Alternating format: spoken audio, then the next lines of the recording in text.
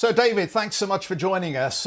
Maybe if I could just start by asking you, how are you coping with the current situation? I'm coping okay. I'm enjoying myself best I can. I've a little bit more time a lot more time with the family than usual. The usual grind. I'm normally in the gym every day. I'm normally, in this country, in that country. I go around the world, sort of promoting and doing commentary for boxing events. I'm all over the world playing poker tournaments usually. But this year, that's all been sort of ground to a halt. So a lot of the time I would have spent traveling around the world in lovely locations is now stopped. Normally we think of you in terms of boxing, but as I understand it, you're rolling up your sleeves, you're getting into the kitchen, and you're going to host this virtual dinner party for 1 million people. It's going to be the biggest UK virtual dinner party ever, celebrating cooking, eating and entertainment. Book your seat at table for 1 million. On Friday I will be. It's not like it's something I do every day. I'm pretty known for being a horrendous cook. It's not really my thing. But on Friday I will be. Gusto have told me that there's going to be 1 million people having a virtual dinner together. They did a poll themselves, and half of people find their meals an occasion since the lockdown. In the past, it's just having dinner, But now, since this lockdown, it feels like humanity, particularly in Britain, are taking their meals so much more seriously. They're sitting down, they're getting dressed up, sitting down. They'll get the Skype call up. They'll call their friends or their uncles and have a conversation whilst eating. So Gusto have taken that to a whole nother level and literally they're getting 1 million people to tune in. For instance, I'll be cooking a mushroom risotto. You must get asked to be involved in a lot of projects, a lot of corporate projects. How do you decide which ones to take and which ones to leave?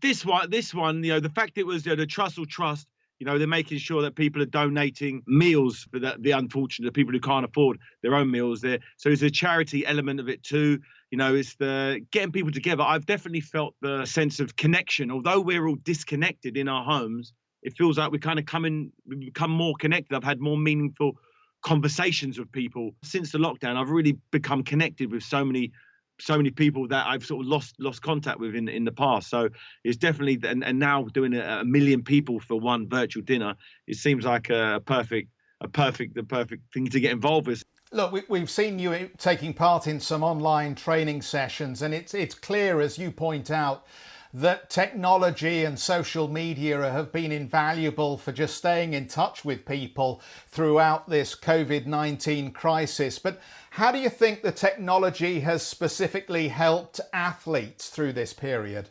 It's helped them in the sense they can stay connected with their coaches. I manage Derek Chisora. He has a fight penciled in for a date we do not know yet. So I can tune into his training sessions. He goes, when he trains, he gets his laptop out and he films himself going for a circuit. His coaches are watching it. I can tune in and we can watch the session that he's doing. And without the technology, that would be very, very difficult. Derek needs someone keeping a close eye on him to make sure he's doing everything he needs to do. And we can kind of keep an eye on it. And that's definitely helped. Without technology, can you imagine this happening in the 90s before the internet? It would be a very, very different place. And although we are isolated, physically isolated, we're still connected in a sense. People are communicating more now at home than they were when they were in the office together. Now everybody's on a Skype calls, everybody's connecting with everybody. So, I definitely feel it's going to have an impact on the way people work in the business place moving forward.